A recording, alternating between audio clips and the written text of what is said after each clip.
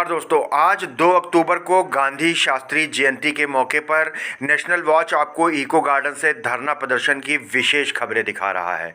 अब दूसरे नंबर पर हम आपको उत्तर प्रदेश पावर कॉरपोरेशन के जो निविदा और संविदा कर्मचारी हैं उनकी खबर दिखाने जा रहे हैं। काफ़ी दिन हो गए इनको धरना प्रदर्शन करते हुए, और गांधी जयंती के दिन ये अपने आप को किस तरह से ठगा महसूस कर रहे हैं, क्या आज तक के आंदोलन का क्या रुख रहा, आगे क्या रणनीति होगी, इन सब को लेकर के हमने देवेंद्र कुमार पांडे जी से एक सार्थक बातचीत करी है। तो आइए देखते हैं कि उत्तर प्रदेश पावर कॉरपोरेशन के ये निविदा संविदा कर्मचारी गांधी जी को किस प्रकार से श्रद्धांजलि दे रहे हैं और किस प्रकार से योगी जी से और श्रीकांत जी से। महात्मा गांधी अमर रहे, अमर रहे, अमर रहे। महात्मा गांधी अमर रहे, अमर रहे, अमर रहे। इंकलाब जिंदाबाद, जिंदाबाद, जिंदाबाद। इंकलाब जिंदाबाद, जिंदाबाद, जिंदाबाद। अभी तो ये लड़ाई है, आगे और लड़ाई है। ठेकेदारी बंद करो, बंद करो, बंद करो। ठेकेदारी बंद करो, बंद करो, बंद करो। मास्टर रोल चालू करो,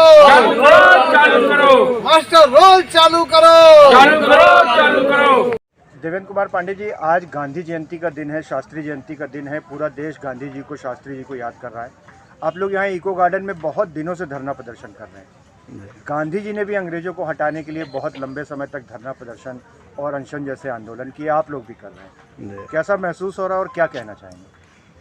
सबसे पहले मैं आपको ये बताना चाहूँगा कि आज का जो ये आंदोलन शुरू हुआ, ये गांधी जी के मूर्ति पर हम लोगों ने फूल माला अर्पित किया, और फूल माला अर्पित करते हुए हम लोगों ने इस आंदोलन की शुरुआत की। महात्मा गांधी जी ने जो शांतिप्रिय तरीके से अंग्रेज़ों के खिलाफ आंदोलन छेड़ा था, निश्चित तौर से उसका परिणाम है कि आज हम लोग अपनी बात को अपने हिसाब से कह सकते हैं। उन्हीं के पद चिन्हों पर चलते हुए हम लोगों ने भी अपनी आवाज़ को उठाने का शुरू से ही प्रयास किया है। बिजली विभाग में लेबर का अनुबंध किया जाता है, और लेबर के अनुबंध में 440 वोल्ट की चलती लाइनों, 11,000 वोल्ट की लाइनों स्विच गियरों, 33,000 वोल्ट की लाइनों और ब्रेकरों पर कार्य कराया जाता है। ये कार्य घातक प्रकृति का है। इस कार्य को कराने के लिए अधिकारियों या कंपनियों द्वारा सुरक्षा उपकरण भी नहीं दिया जाता है। कहीं कहीं पर कार्य की अधिकता होने पर अधिकारियों द्वारा अकुशल कर्मचारियों के ऊपर भी अनावश्यक दबाव बना करके, मानसिक दबाव बना करके लाइनों पर चढ़ा करके कार्य कराया जाता है, जहां पर उनसे चूक होती है और उनको करंट लगता है, खंभे से वो नीचे गिरते हैं, इलाज के अभाव में या तो मर जाते हैं या अपंग होकर के दूसरे के सहारे अपना जीवन यापन करने के लिए मजबूर होते हैं। उत्तर प्रदेश सरकार और उत्तर प्रदेश पावर कॉरपोरेशन से ये मांग हम लोग कर रहे हैं कि इस पर रोक लगाई जाए। दूसरी बात, पावर कॉरपोरेशन द्वारा विभाग के नीतियों का गला घोंटकर नियमित प्रकार के कार्यों को मास्टर रोल व्यवस्था में कर्मचारियों की तैनाती कर कार्य कराने के स्थान पर ठेकेदारों संविदाकारों के माध्यम से कर्मचारियों की तैनाती करके कार्य कराया जा रहा है। इन ठेकेदारों, संविदाकारों और अधिकारियों द्वारा इन आउटसोर्स कर्मचारियों का बड़े पैमाने पर शोषण किया जा रहा है। इस शोषण के खिलाफ हम लोगों की ये आवाज़ है, माननीय मुख्यमंत्री जी से भी और उत्तर प्रदेश सरकार से भी। उत्तर प्रदेश पावर कॉरपोरेशन द्वारा आउटसोर्स कर्मचारियों में दोहरा व्यवहार अपनाते हुए सैनिक कल्याण निगम से तैनात आउटसोर्स कर्मचारियों का अनुबंध 24,000 का किया जाता है। संविदाकारों और ठेकेदारों के माध्यम से तैनात आउटसोर्स कर्मचारियों का अनुबंध 11,000 का किया जाता है, जबकि दोनों ही एजेंसियों से प्राप्त कर्मचारी बाहरी कर्मचारी हैं, आउटसोर्स के कर्मचारी हैं, और इन दोनों ही प्रकार के एजेंसियों से तैनात कर्मचारियों का कार्य भी समान है।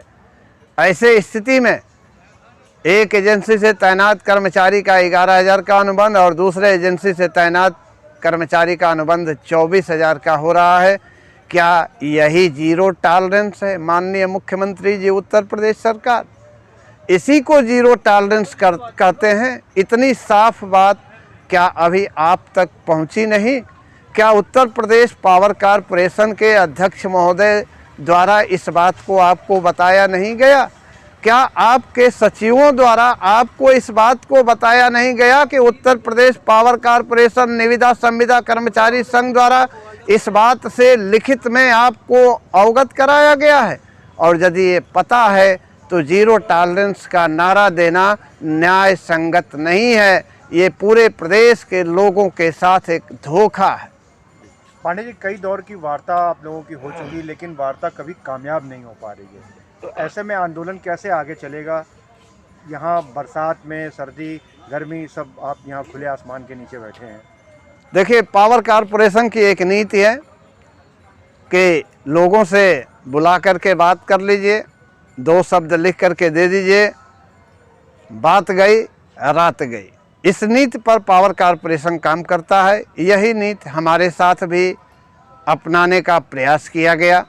हमसे कहा गया कि आपके मांग पत्र पर परीक्षण कराया जाएगा, उसकी जांच कराई जाएगी और आगे कार्रवाई की जाएगी।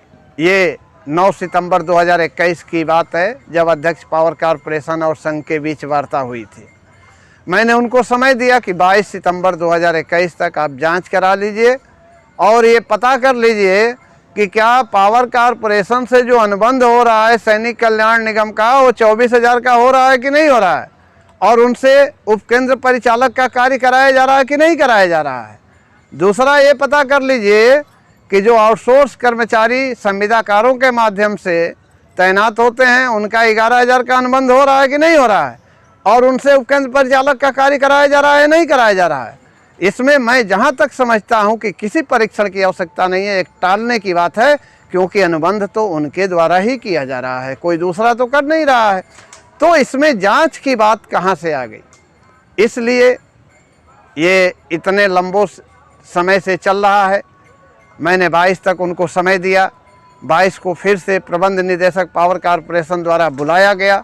बुला करके वही लॉलीपॉप वाली बात शुरू की गई, जिसको संगठन ने नकारते हुए 23 सितंबर 2021 को पूरे प्रदेश के जिला मुख्यालयों पर प्रदर्शन किया गया।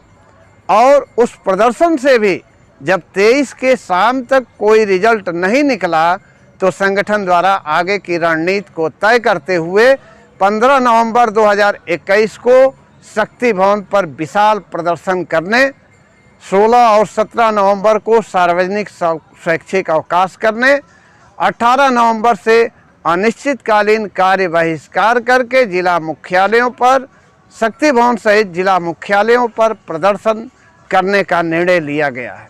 इसके पहले गांधीवादी तरीके से 8 अक्टूबर 2021 को शक्ति भवन लखनऊ से गांधी प्रतिमा हजरतगंज तक कैंडल मार्च हम लोग निकालेंगे।